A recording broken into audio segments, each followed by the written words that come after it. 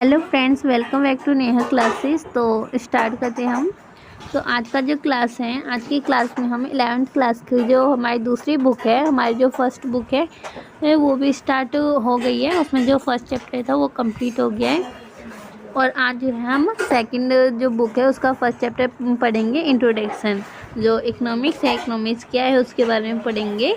तो स्टार्ट करते हैं। तो आज की क्लास में हम पढ़ेंगे कि meaning of micro economics and macro economics. जो व्यष्टि अर्थशास्त्र व समष्टि अर्थशास्त्र है उसका अर्थ क्या है, और फिर जो उनके एनालिसिस, जो इकोनॉमिक्स एनालिसिस होते हैं उसके पार्ट्स कितने हैं और उनके बारे में हम पढ़ेंगे। जैसे हमारे जो होते हैं पॉजिटिव और नॉर्मेटिव इकोनॉमिक्स एनालिसिस, उनके बारे में पढ़ेंगे। उसके बाद मीनिंग ऑफ इकोनॉमिक्स, अर्थव्यवस्था का अर्थ क्या है, और उसके बाद हम पढ़ेंगे central problem of an economics, कि जो हमारी अर्थव्यवस्था की केंद्रीय समस्याएं क्या है, कि क्या उत्पादन करे, कैसे उत्पादन करे, वह किसके लिए उत्पादन करे। फिर हम पढ़ेंगे अपॉर्चुनिटी कॉस्ट, अवसर लागत। तो हम स्टार्ट करते हैं। तो हमारे जो इकोनॉमिक्स है, अर्थशास्त्र जो है हमारे दो प्रकार के हैं। एक है माइक्रो इकोनॉमिक्स और दूसरा है मैक्रो इकोनॉमिक्स। तो व्यष्टि अर्थशास्त्र और समष्टि अर्थशास्त्र।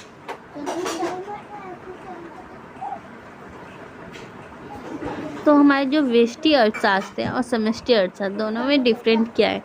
जो हमारा माइक्रो इकोनॉमिक्स और मैक्रो इकोनॉमिक्स में क्या होता है, माइक्रो का मतलब ही होता है छोटा, ठीक है। तो माइक्रो इकोनॉमिक्स व्यष्टि अर्थशास्त्र, micro economics study the behaviour of an individual economics unit. जो व्यष्टि अर्थशास्त्र होता है उसमें व्यक्तिगत आर्थिक इकाई के व्यवहार का अध्ययन किया जाता है। व्यक्तिगत किसी एक व्यक्ति, यहाँ पे नहीं बोलेंगे किसी एक व्यक्ति या किसी एक फर्म या किसी एक ऑर्गेनाइजेशन के बारे में हम स्टडी करते हैं, उसके एक यूनिट के बारे में हम स्टडी करते हैं। जैसे व्यक्तिगत मांग और व्यक्तिगत पूर्ति, individual demand and individual supply etcetera, और भी कुछ हो सकते हैं। तो उसके बाद जो हमारा मैक्रो इकोनॉमिक्स समष्टि अर्थशास्त्र, समष्टि और मैक्रो का मतलब है बड़ा, ठीक है। तो इसमें क्या होता है, macro economics study the behaviour of an economics as a whole. पूरे होल इकोनॉमिक्स के बारे में जब हम स्टडी करते हैं तो उसको हम कहते हैं मैक्रो इकोनॉमिक्स। समष्टि अर्थशास्त्र के अंदर संपूर्ण अर्थव्यवस्था का अध्ययन किया जाता है। फॉर एग्जांपल के लिए जब हम समंग मांग समंग पूर्ति के बारे में करते aggregate demand and aggregate supply. उसके बाद जो हमारा है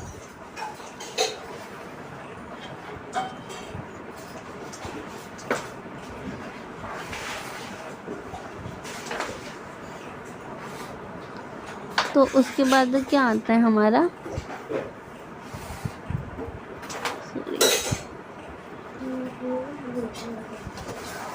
तो उसके बाद हमारा आ जाता है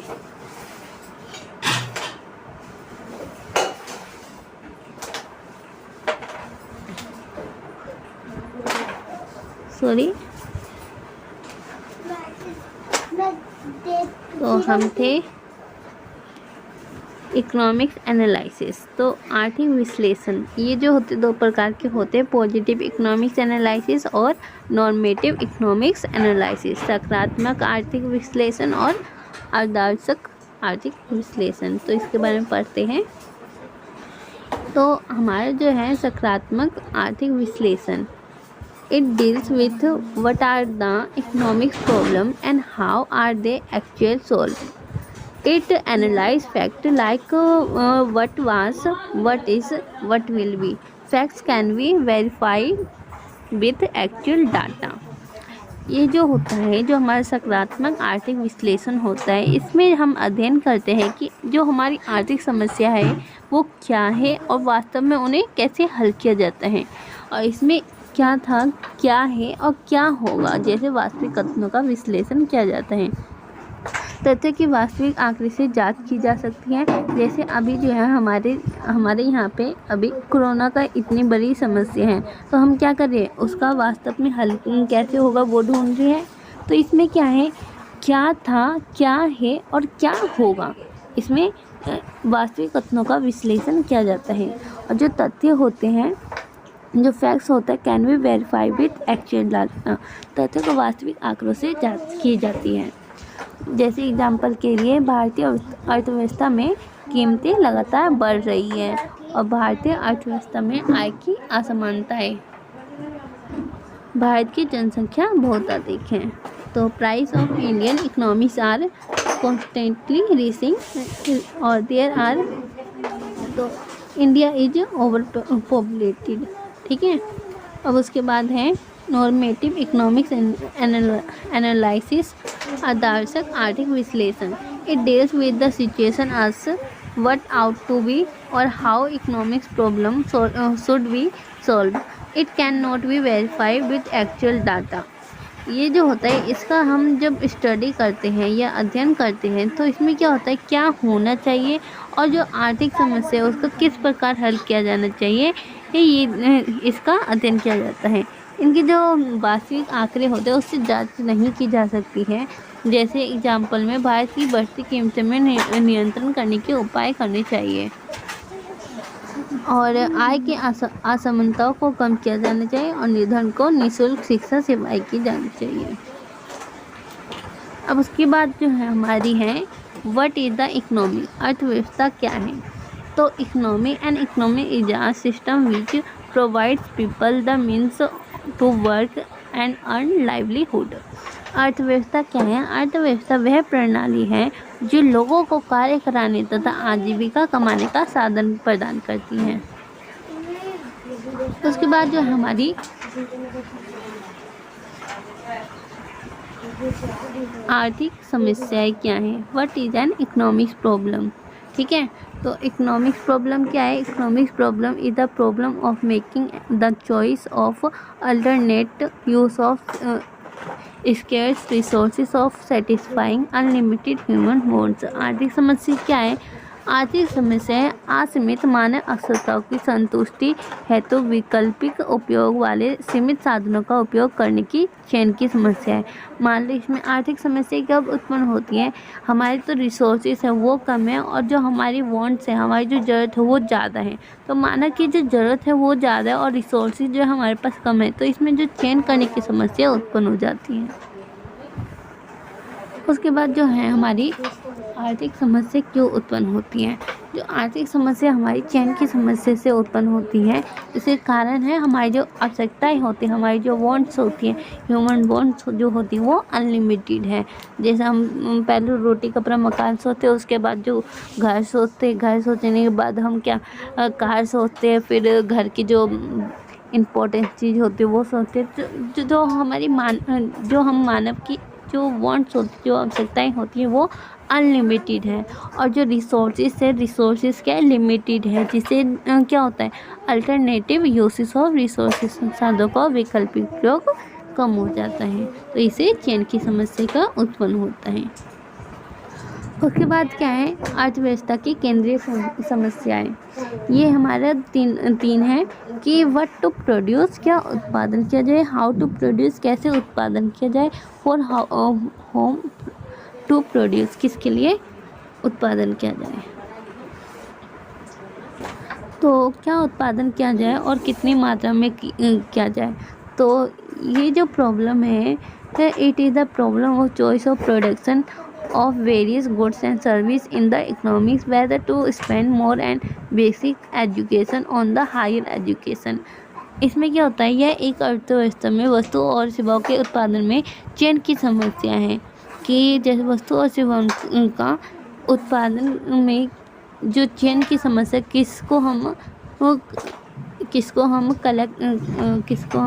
चॉइस करें, उसकी समस्या इसे है कि जैसे बुनियादी शिक्षा पर अधिक खर्च करें या उच्च शिक्षा पर खर्च करें। तो ये क्या है, हमारे चॉइस करने पे डिपेंड होता है कि जो हम जो हैं कि किस पे बेसिक एजुकेशन पे जो मनी है वो स्पेंड करें या हायर एजुकेशन पर।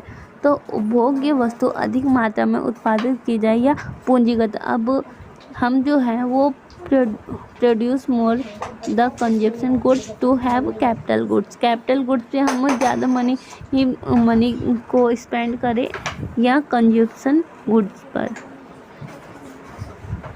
उसके बाद है हाउ टू प्रोड्यूस, कैसे उत्पादन किया जाए। This problem refer to selection of technique to be use for production of goods and service. यह समस्या वस्तु और सेवाओं के उत्पादन में प्रयुक्त तकनीकी चयन की समस्या है। जो प्रोडक्शन होते हैं वो किस टेक्निक किस मशीन द्वारा उत्पादन किया जाए, इसकी चयन की समस्या से है। उसके बाद है कैसे उत्पादन किया जाए। तो उत्पादन की तकनीक के प्रकार दो हैं। एक तो है श्रम प्रदान तकनीक और दूसरी है पूंजी प्रदान तकनीक, लेबर इंटेंसिव टेक्निक और कैपिटल इंटेंसिव टेक्निक। और जो श्रम प्रदान तकनीक है इसमें क्या होता है, मोर लेबर एंड लेस कैपिटल। जो लेबर होते हैं उसको इंक्रीज करना है और जो कैपिटल हम इन्वेस्ट करते हैं उसको लेस करना है।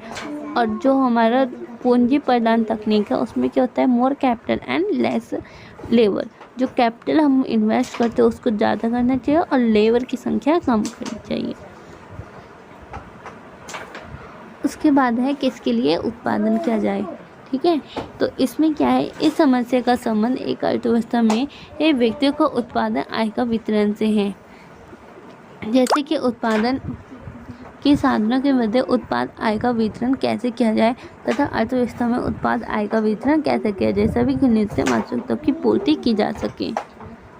The minimum needs of should be fulfilled.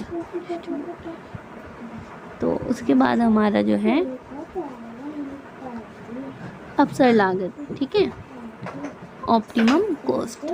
ये क्या होता है, optimum cost it is the value of best alternative to which a resource could be put in use. अवसर लागत वे सर्वश्रेष्ठ विकल्प का मूल्य होता है जिसमें किसी साधन को लगाया जाता है। ठीक है, जैसे यहाँ पर अवसर लागत में गेहूँ, चना, सरसों दे रखा है। तो गेहूँ से सर्वश्रेष्ठ क्या है, चना। तो चना हमारा ऑप्टिमम कॉस्ट है, अवसर लागत है। ठीक है, तो thanks for watch my video and like share and subscribe my channel.